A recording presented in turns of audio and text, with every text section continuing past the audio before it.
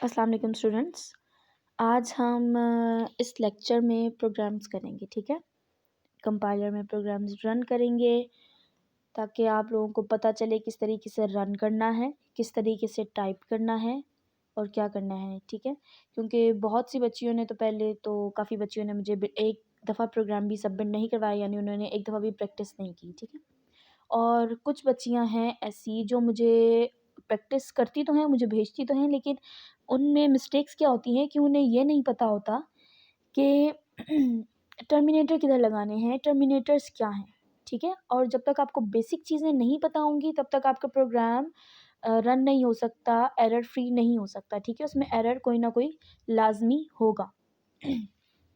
इसी तरीके से अगर आप चाहते हैं कि एरर्स ना आए तो एक तो आप प्रैक्टिस करते रहें उसे, ठीक है। प्रोग्राम्स की बार बार प्रैक्टिस करते रहें और साथ में जो है लॉजिक को भी देखते रहें कि लॉजिक इसमें क्या यूज़ हो रही है, ठीक है। तो आपके जो भी सारी कन्फ्यूजन्स हैं वो भी आपकी सारी दूर हो जाएंगी, साथ साथ इंशाल्लाह पेपर की भी तैयारी होती रहेगी।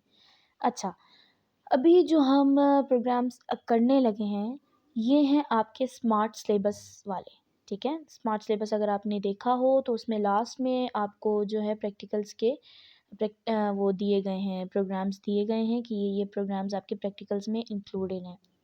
तो मैं आपको वही लेके करवा रही हूँ, उसी के साथ लेके चल रही हूँ, क्योंकि हमने पहले भी अपने सारे चैप्टर्स भी हमने स्मार्ट सिलेबस के अकॉर्डिंग किया है, तो मैंने सोचा कि हम लोग ये भी स्मार्ट सिलेबस के अकॉर्डिंग कर लें, बजाय इसके कि काफ़ी ज़्यादा हम प्रोग्राम्स करें। और उससे ये तो है कि आप लोगों की प्रैक्टिस अच्छी हो जाएगी, वो भी करेंगे इंशाल्लाह, लेकिन सबसे पहले हम स्मार्ट सिलेबस वाले कर लेते हैं, ठीक है। अच्छा, अब स्मार्ट सिलेबस में आप देखेंगे तो पहले जो 3 हैं वो एक्सेल वाले हैं, आई थिंक सो। तो वो एक्सेल का तो है, वो जो काम है वो इंशाल्लाह हम उसमें करेंगे जब क्लासेस हमारी स्टार्ट होंगी, ठीक है। अभी जो प्रोग्राम्स हैं हम वो यहाँ करते हैं, यानी क्वेश्चन नंबर 4 या प्रोग्राम नंबर 4 है, ठीक है। अब हम ये स्टार्ट करते हैं। अच्छा, ये प्रोग्राम्स जो भी मैं करवाऊँगी आगे लेक्चर्स जो होंगे 1-2 मैं बनाऊँगी प्रोग्राम्स, वो जो हैं आपके पेपर्स में क्या होंगे, इंक्लूड होंगे, ठीक है। आपके ये पेपर्स में इंक्लूड होंगे, तो इसके लिए एक ध्यान से देखें। और वैसे भी फाइनल पेपर्स में भी आपके आएँगे तो उसके लिए भी प्रैक्टिस करें, ध्यान से देखें ताकि आपको याद रहें, ठीक है। अच्छा, अब जो हमारा क्वेश्चन है उसने क्या रिक्वायरमेंट्स दी हैं, सबसे पहले हमें क्वेश्चन ध्यान से पढ़ना है, ठीक है।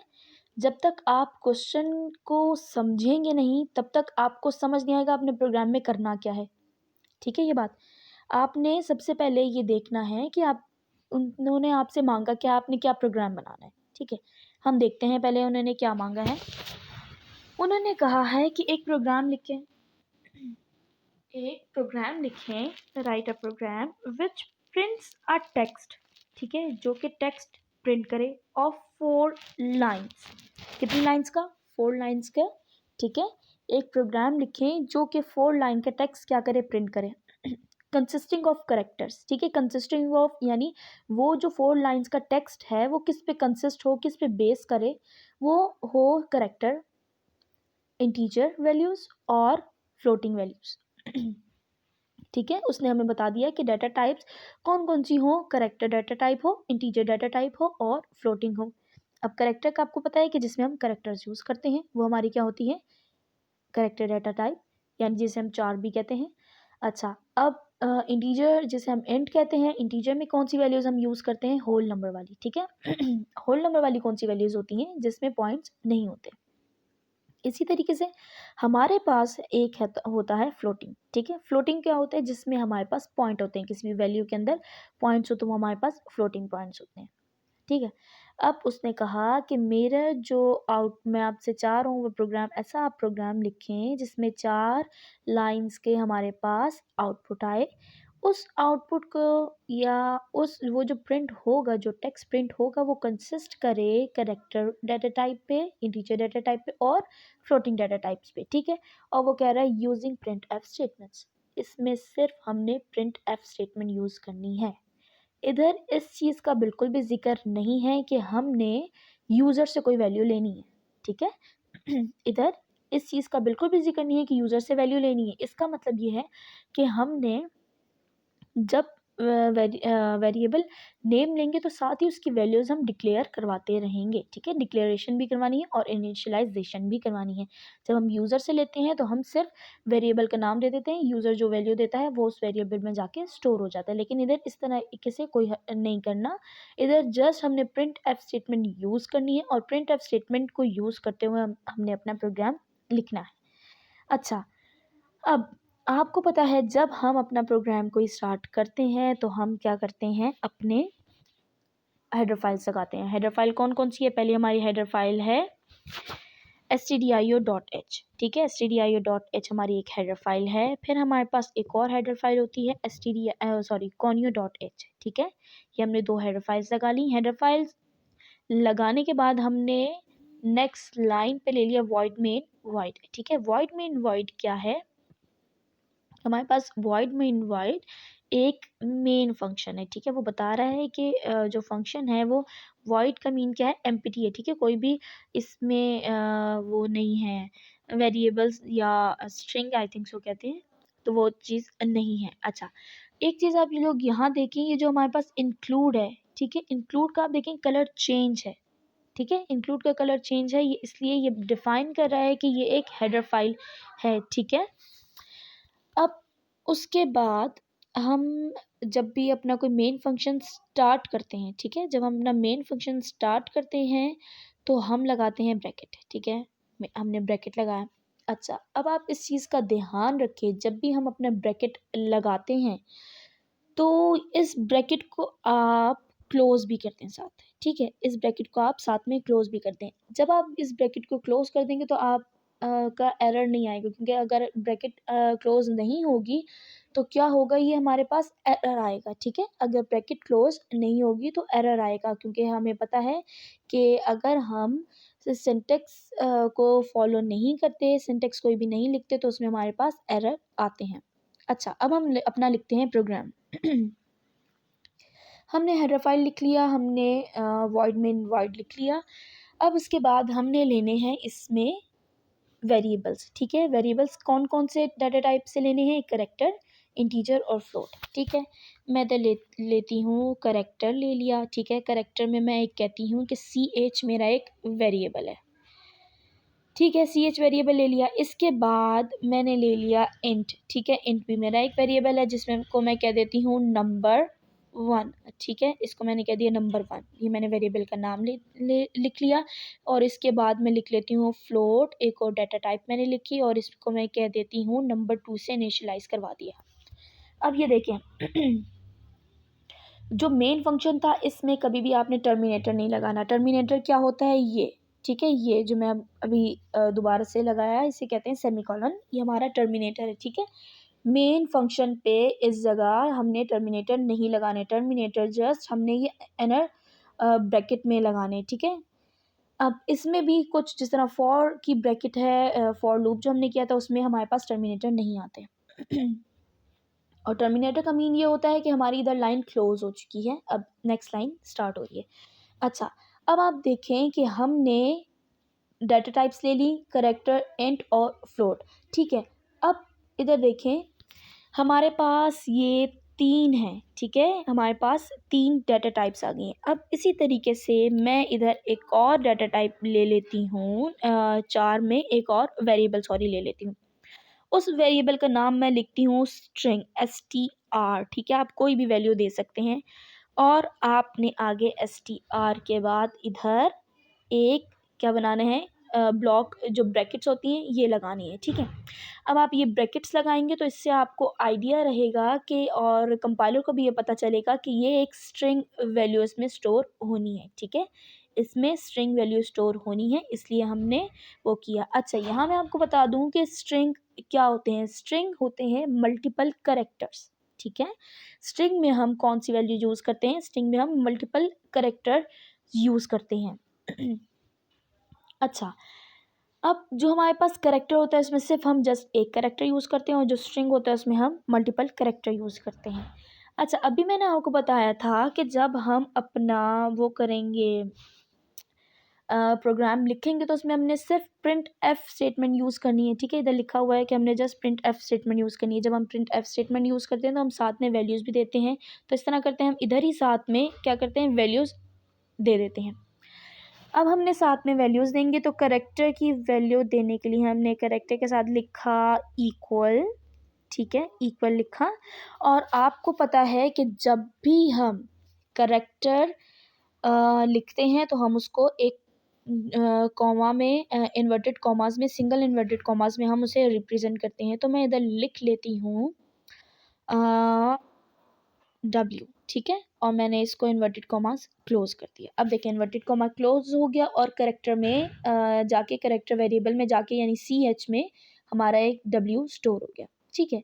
अब मैं स्ट्रिंग में क्या करती हूँ, अपनी वैल्यू दे देती हूँ। स्ट्रिंग में मैंने वैल्यू दी। स्ट्रिंग में मैं वैल्यू जब भी मुझे देनी है तो मैं क्या करूँगी कि अपना, जब भी आपको याद है, आपको मैंने लास्ट लेक्चर में बताया था कि स्ट्रिंग में हम जब भी कोई वैल्यू देते हैं तो वो डबल कोटेशन मार्क में आती है। तो डबल कोटेशन मार्क में मैं वो करने के लिए मैं क्या करूँगी कि कोई भी मैं मल्टीपल करेक्टर्स इसमें लिखूँगी, ठीक है, कोटेशन मार्क में, ताकि वो स्ट्रिंग हो, क्योंकि स्ट्रिंग क्या होता है हमारे पास, मल्टीपल करेक्टर्स, ठीक है। अब मल्टीपल करेक्टर मैं लिख देती हूँ इधर, इस तरह करें, स्कूल, ठीक है। मैं इधर लिख देती हूँ स्कूल, या चले मैं इधर लिख देती हूँ पाकिस्तान, पाकिस्तान, ठीक है। अब मैंने इधर पाकिस्तान लिख दिया। इधर मैंने बंद कर दिए ये डबल कोटेशन मार्क। इधर मेरे दो वैल्यू स्टोर हो गई हैं। अब मैं इधर ले लेती हूँ नंबर 1 की वैल्यू। अब ये इंट है तो इंट में मुझे वैल्यू किस में चाहिए, कोई भी होल नंबर मैं 7 ले लेती हूँ, ठीक है। इसी तरीके से ये फ्लोट है और फ्लोट में मैं वैल्यू ले लेती हूँ पॉइंट्स में, और पॉइंट में वैल्यू मैं डालती हूँ 3.14158 लेट्स सपोज, ठीक है। 3.1415 तक तो याद है, पाई की वैल्यू है, और आगे ठीक है, कोई भी है, ठीक है। अच्छा, अब इसके बाद क्या करना है, हमने अपनी वैल्यूज़ स्टोर करवा दी, ठीक है। अब आपको याद है कि हम यूज़ करते हैं एक स्टेटमेंट CLR SCR, ठीक है। CLR SCR स्टेटमेंट होती है, ठीक है, इधर क्लियर लिखा हुआ आया है। हम यूज़ करते हैं CLR SCR, ठीक है। CLR SCR मैंने लिखा, और इसका मतलब ये है कि हमारे जो बैकएंड पे गार्बेज वैल्यू है वो हो गई है डिलीट, ठीक है। जो भी गार्बेज वैल्यू है वो डिलीट हो गई है, वो हमारे प्रोग्राम में नहीं शो होगी। अच्छा, अब ये करने के बाद, ठीक है, मैं इस तरह करते हैं, एक लाइन का गैप दे देती हूँ, ठीक है, इससे कोई फ़र्क नहीं पड़ता। अच्छा, अब मैं एक लाइन का गैप इधर देने के बाद मैं इधर अब अपनी स्टेटमेंट्स को प्रिंट करवाऊँगी, ठीक है। मैंने वेरिएबल्स सॉरी वैल्यूज़ ले ली हैं, इधर मैं क्या करवाऊँगी, प्रिंट करवाऊँगी। अब प्रिंट करवाने के लिए मैं क्या करती हूँ कि इधर सॉरी प्रिंट एफ, ठीक है, प्रिंट एफ, ये मैंने स्टेटमेंट यहाँ ले ली। देखिए मैंने नीचे मेरे पास ऑप्शन आ रहा था तो मैंने वो ले लिया। इसी तरीके से होता है कि print F double quotation marks होते हैं, ठीक है। प्रिंट एफ में मैं लिख देती हूँ कि करेक्टर CHAR करेक्टर, ठीक है। करेक्टर इक्वल, करेक्टर इक्वल है किसके, अच्छा, जो भी करेक्टर मैंने दिया है। अब आपको पता है कि हम लेते हैं, जब भी हम कोई डाटा टाइप लिया है उसके अकॉर्डिंगली हम स्केप सीक्वेंस यूज़ करते हैं। तो स्केप सीक्वेंस में हम क्या लिखेंगे, परसेंटेज, यस यार, परसेंटेज C। करेक्टर के लिए हम क्या यूज़ करते हैं, परसेंटेज C, ठीक है, परसेंटेज C मैंने लिया। अब इसके बाद मैं यूज़ करती हूँ बैक स्लैश N, ताकि मेरा जो अब नेक्स्ट जो आउटपुट होगी वो किधर प्रिंट हो, नेक्स्ट लाइन पे, ठीक है, बैक स्लैश N। और उसके बाद मैं इधर कॉमा CH, ठीक है, CH यानी जो भी वैल्यू रिटर्न करवाएगा वो CH वेरिएबल से। अच्छा, अब यहाँ मैं आ गई हूँ इससे बाहर, और दोबारा से मैं इधर ले लेती हूँ एक प्रिंट एफ, ठीक है, प्रिंट एफ ले लिया। प्रिंट एफ के बाद अब मैं इधर ले लेती हूँ स्ट्रिंग वैल्यू, ठीक है। स्ट्रिंग वैल्यू अब अच्छा स्ट्रिंग के लिए मैं लिख लेती हूँ स्ट्रिंग इक्वल, ठीक है, स्ट्रिंग इक्वल। अच्छा अब जब मैंने यूज़ किया था करेक्टर के लिए परसेंटेज सी, तो स्ट्रिंग के लिए मैं यूज़ करूँगी परसेंटेज एस, ठीक है। इसी तरीके से मैं बैक स्लैश एन यूज़ करूँगी और इधर मैं इधर कॉमा और जो भी स्ट्रिंग का था क्या था मेरे पास str। अच्छा अब इधर मुझे देखें ऊपर मैंने ब्रैकेट इधर ब्रैकेट्स लगाए थे इधर, ठीक है, लेकिन इधर मैं नहीं लगा रही, ठीक है। इधर ब्रैकेट्स नहीं आते हमारे पास, जब भी हम आउटपुट प्रिंट करवा रहे होते तो इसमें ब्रैकेट्स नहीं आते। अच्छा अब नेक्स्ट मैं दोबारा ले लेती हूँ किसके लिए, इंट के लिए मैं ले लेती हूँ integer value equal percentage. Integer के लिए हम क्या यूज़ करते हैं, इंटीजर के लिए परसेंटेज डी यूज़ करते हैं, ठीक है। अच्छा परसेंटेज डी, उसके बाद मैंने इधर लगाया कॉमा और परसेंटेज डी।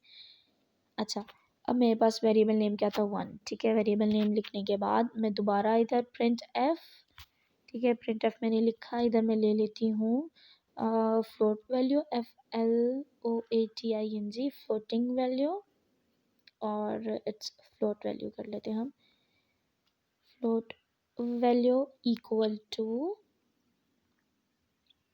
परसेंटेज, फ्लोट के लिए क्या यूज़ करते हैं परसेंटेज एफ, ठीक है।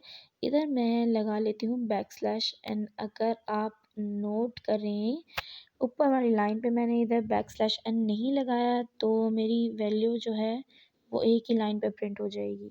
अच्छा अब इसके बाद मैं इधर वेरिएबल नेम लिख लेती हूँ नंबर 2, ये मेरा कंप्लीट हो चुका है।